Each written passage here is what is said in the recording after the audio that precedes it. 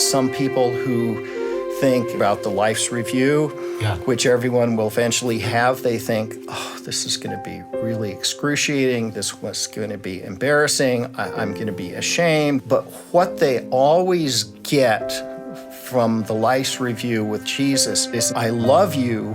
What did you learn from that? On In Good Faith, we believe that all faith traditions have something to teach us about how God is working in the world and in our lives. So join us as we listen and learn. Thanks for listening to In Good Faith. Today is a topic that has fascinated me since I was a teenager. 1979, reading Raymond Moody's book, Life After Life. So first hearing those words, near-death experience, which I had never heard before. Heather Bigley in studio with me, our senior producer. Glad Hello. You're here. Also, Josh Orton. Howdy. And today is the first of a little mini-series we're doing with people who have studied or associated with people who have experienced death, including a hospice chaplain, an Episcopal bishop. And then we have a panel of a gerontologist, so end-of-life nursing study, a pastor from here in the area, as well as a Hindu practitioner from India, to talk about different viewpoints and experiences with end-of-life. When did you first hear, Josh, because you're of a whole other generation, about near-death experiences? Do you even remember? I'm pretty sure I was watching Oprah with my mom at some point, and someone had a near-death experience. I think that's probably the first time. Thanks, Oprah, for being our guru to all things sort of out of the normal religious experience. Shout out to Oprah, always. I have to say, I'm a little like Martin Tanner at the beginning of this. Like, when people have talked about these things, I've been like, okay, sure. I don't know if I have felt really uncomfortable about it or if I don't know what that discomfort would be about. But I know what mine was. I know when you proposed this, I was like, okay, sure.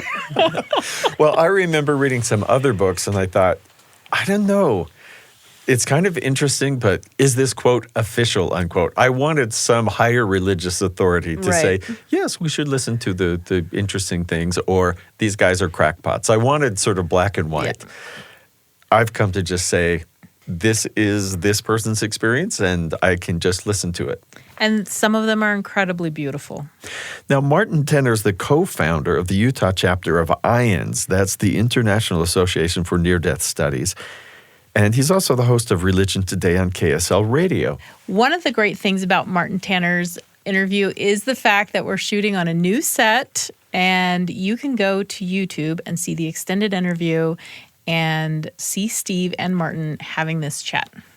Yes, we often have to edit for time, but it's cool to put the video out there. Go to our YouTube channel, youtube.com/at-in-good-faith. So he was skeptical. He is and was then a believer, but he was a skeptic. That's how he started out. So by this time, I had a radio show on KSL, and so I started to interview people who had had near-death experiences.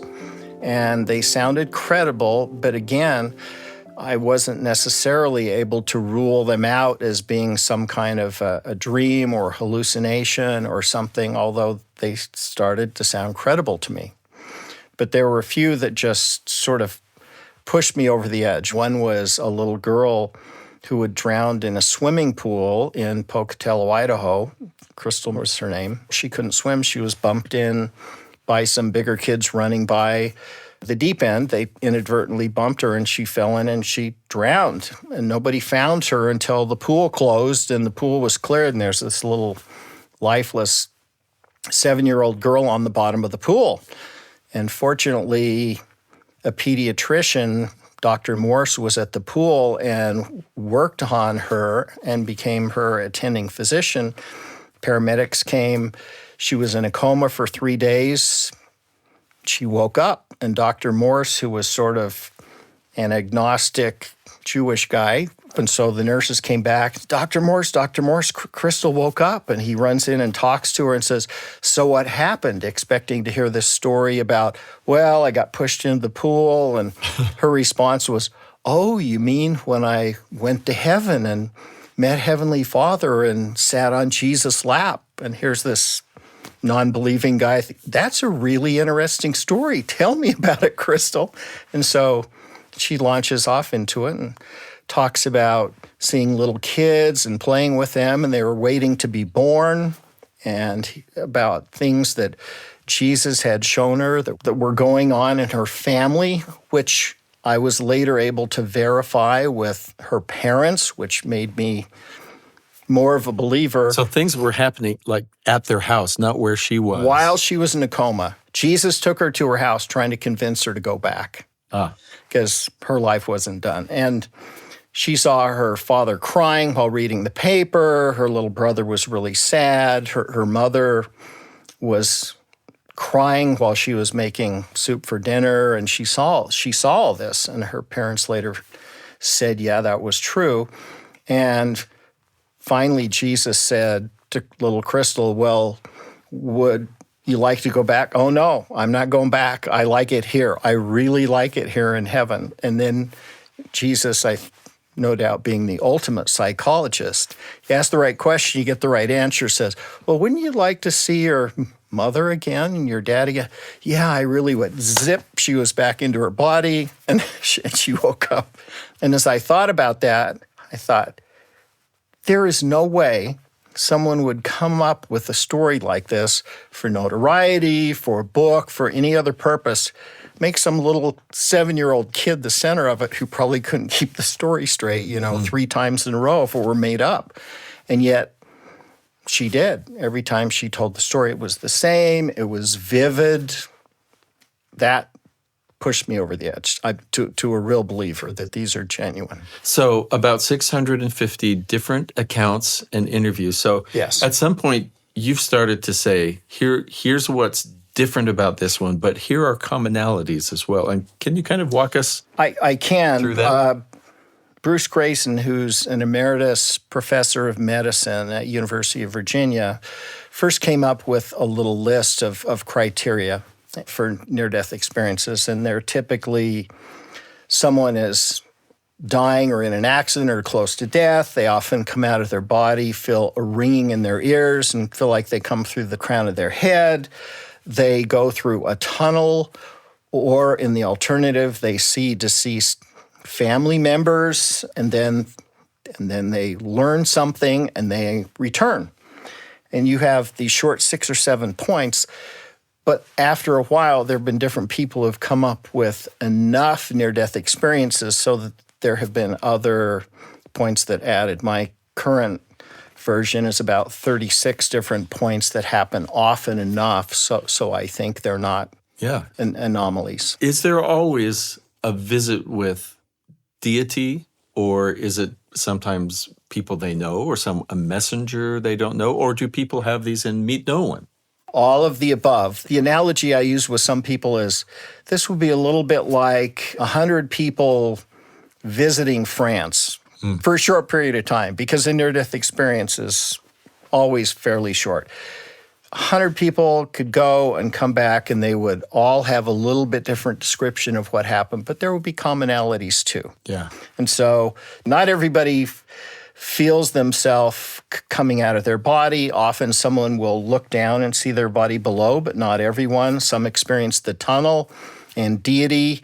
Many experience a life's review, not little kids, but adults. Yep, they go through and see every little bit of their life in excruciating detail, often, but not always. Uh-oh. And yeah, we all can have some things in our life that are in the uh-oh context. I would imagine that if I was trying to discount these, or even being neutral, and let's consider both sides, I might say, well, yeah, that's what they were taught in Sunday school.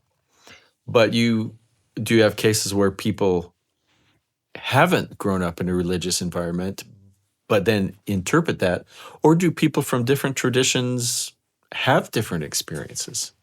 People have to, by definition, interpret their near-death experience based on their own life experience. I mean, how else could you do it? You can't interpret it through somebody else's life experience. You have to, little kids interpret them somewhat different from adults. Most Muslims, for example, if they see a being of light, it can't be Allah, it's the angel Gabriel, because God is not seeable, so they automatically interpret the being of light as the angel Gabriel.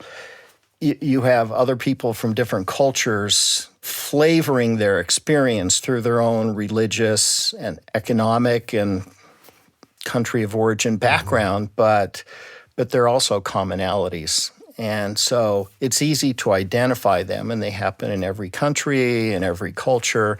Some of the most interesting ones, to get to your second question, are people who are not religious. A great guy named David Herard in Pennsylvania, and he didn't have such a happy home life, but he also had two friends that were killed in drive-by shootings in Pittsburgh.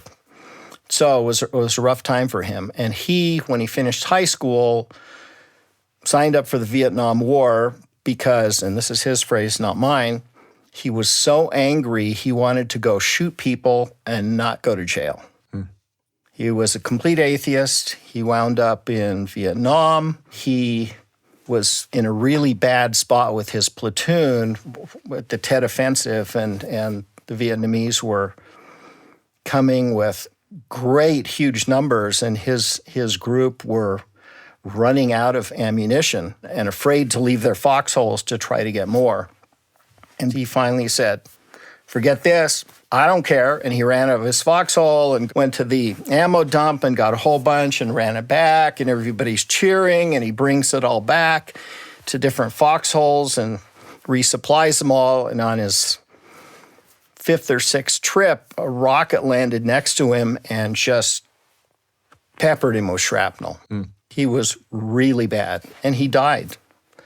And he saw Jesus, who he didn't previously believe in, and it changed his life.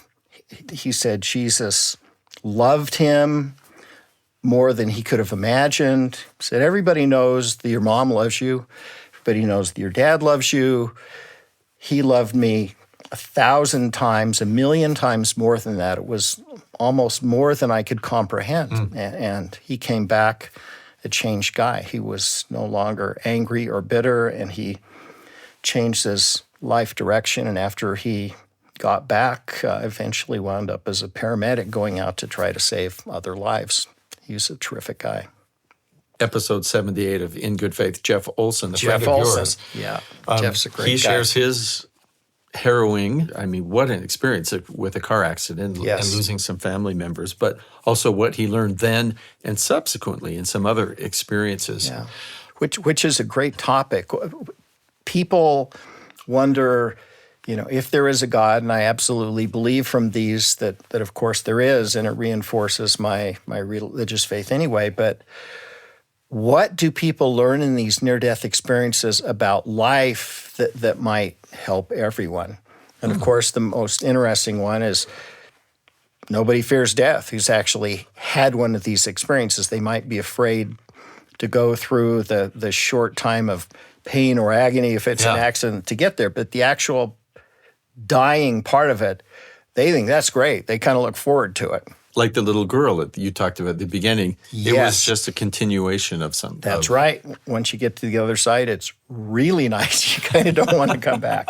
The other point of it is most people feel a sense of urgency. They have this intense desire that life's really important, it's really valuable, it's hard, it's difficult.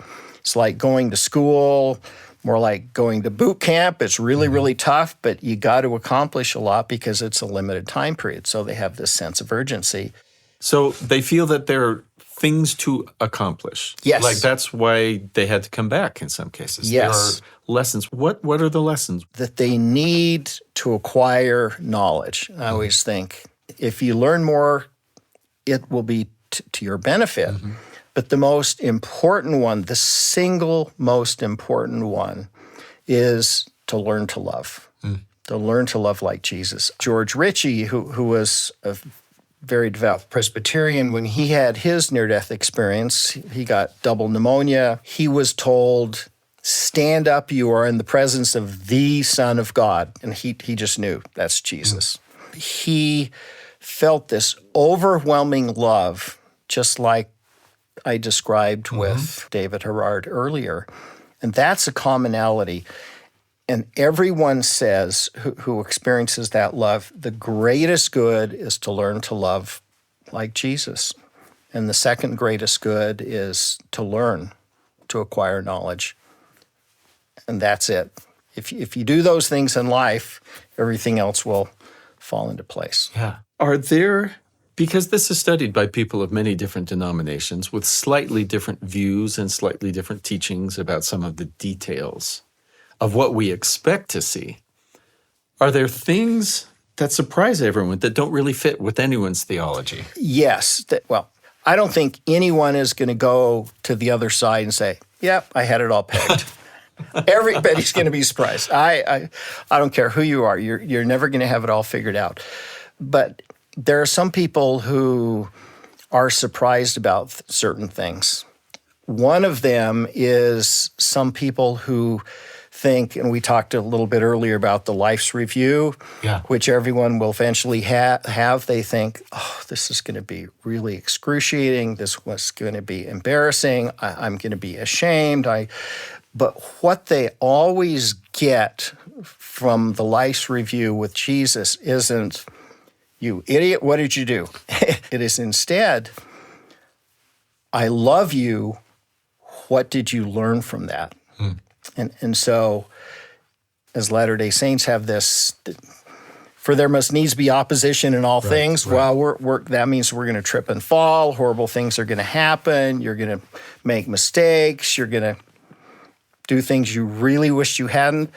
It isn't you're condemned for that. It's did you change direction, which is sort of the real meaning of repent, and what did you learn from it?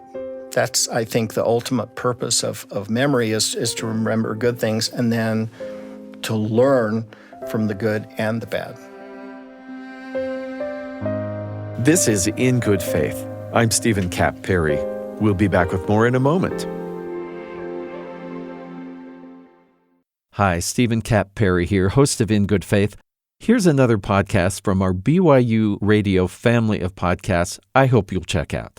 What I love is real. You know that saying, real, recognize real? That's Lisa on The Lisa Show. Lisa Valentine Clark is a comedian. She's a believer, a single mother. And on The Lisa Show podcast, you'll hear from the Council of Moms, a genius idea, which is actually one of my favorite parts of her show. And you'll hear about the challenges of life, parenting, mental health questions, social issues. Yes, you'll hear from experts, but also from people discussing their where the rubber meets the road life experience. It's The Lisa Show, wherever you get your podcasts.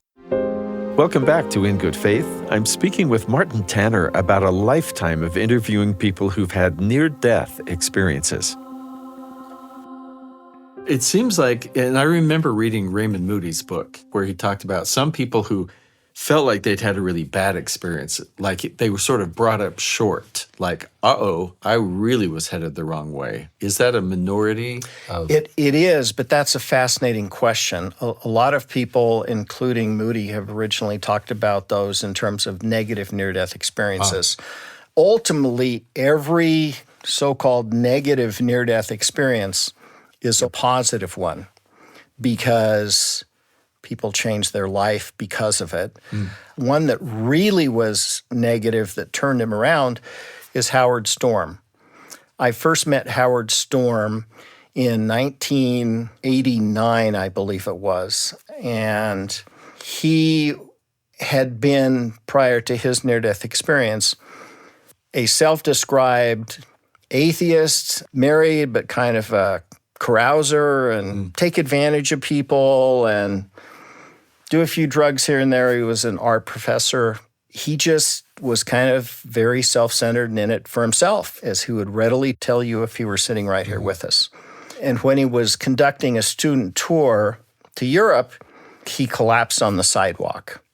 And he, unbeknownst to him, had a perforated ulcer, and the bad stuff in your intestines was leaking into his chest cavity, and it was not good. And he was rushed to a hospital, but they couldn't find a doctor on a Friday when this happened to help him out.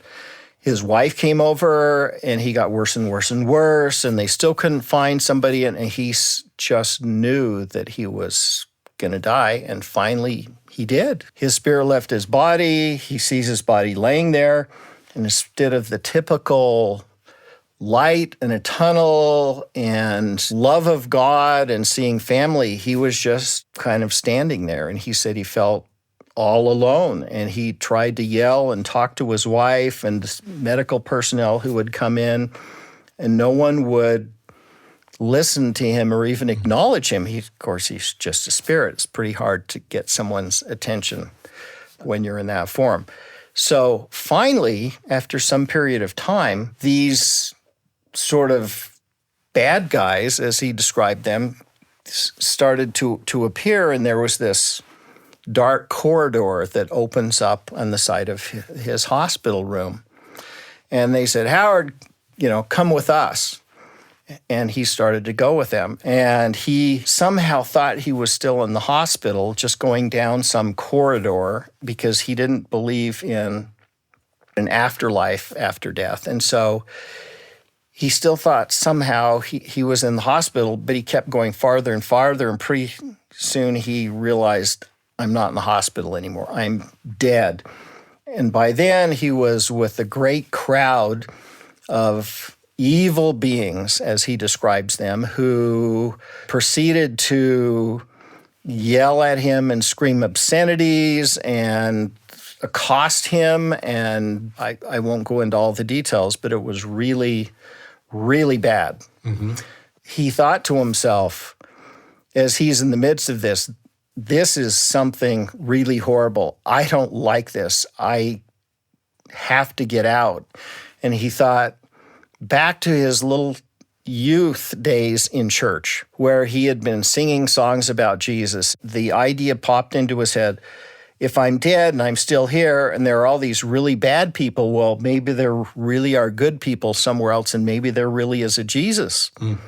So he thought, I need to pray, but he didn't know how anymore. He'd forgotten. So he starts saying things like, in God we trust, one nation under God, indivisible with liberty.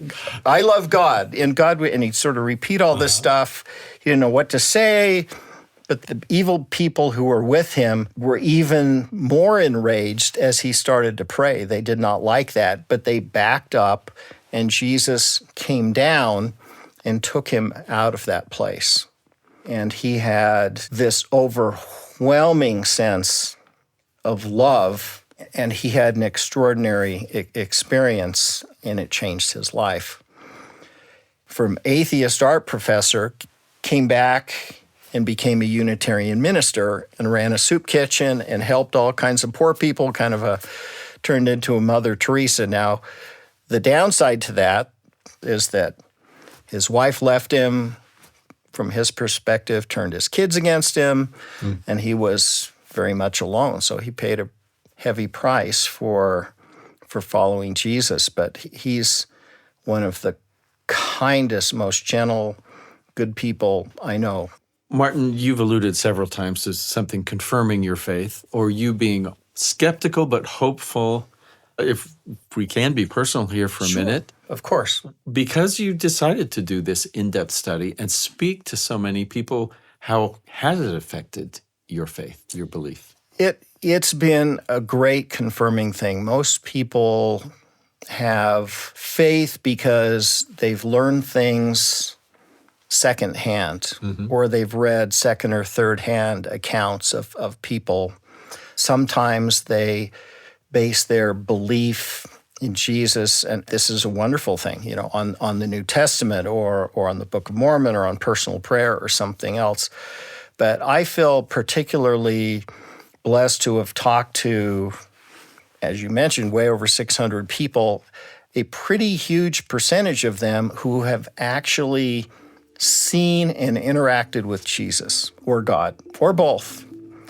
And so I've heard firsthand accounts of them and what they are like over and over and over and over again. And that's been very reassuring to me. That was Steve talking to Martin Tanner, host of Religion Today on KSL Radio. One of the things that I really liked about Martin Tanner was that people are learning things from these near-death experiences. It's not like they just come out of it the same person, but that they learn that they should continue to learn, and that they learn that they should love. He says, love like Jesus, but I think that applies to, every religious tradition. Love like the divine.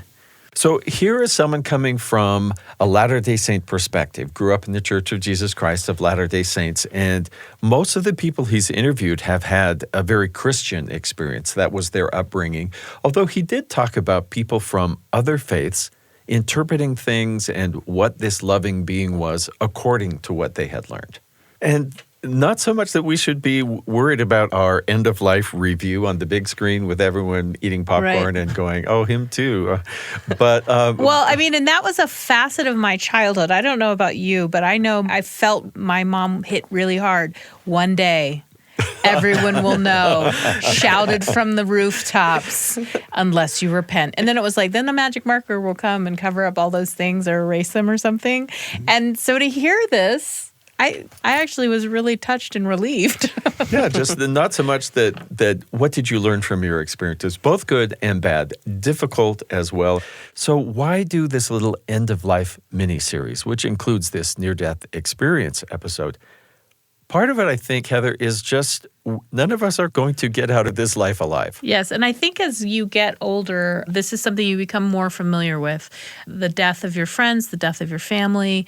I used to make a joke that in my 40s, I got really good at sending flowers because there were so many of my friends whose parents were dying or there were siblings that were dying. And I have to say, to attend the funeral of someone who's lived a good, long life, it is a beautiful, uplifting experience for me.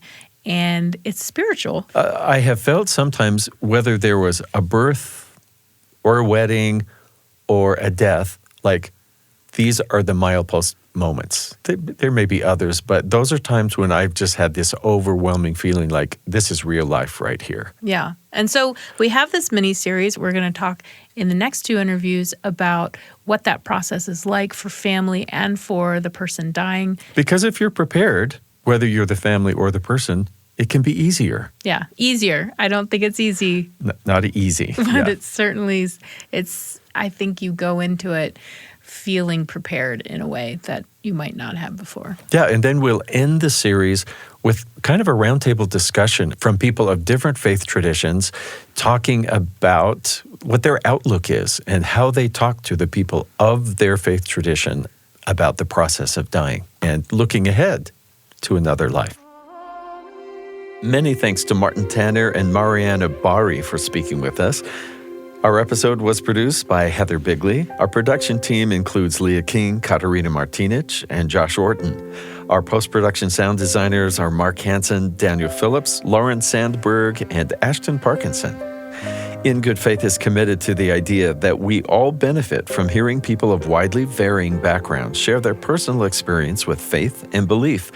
In fact, we think people with such experience deserve some of our best listening. If interfaith understanding is important to you, be sure you leave a comment or review on YouTube, Spotify, Apple, wherever you get your podcasts, and help spread the word. By the way, we do Instagram Lives, and we always let you know before these go live, so follow us on Instagram at In Good Faith Podcast. It's sort of a fun way that is not a full interview, but you can see what we're up to. Actually, we're usually on the roof of the building with beautiful mountain scenery behind us, so we hope you'll check that out. In Good Faith is a production of BYU Radio. I'm Stephen Cap Perry. I hope you join me again soon, right here in Good Faith.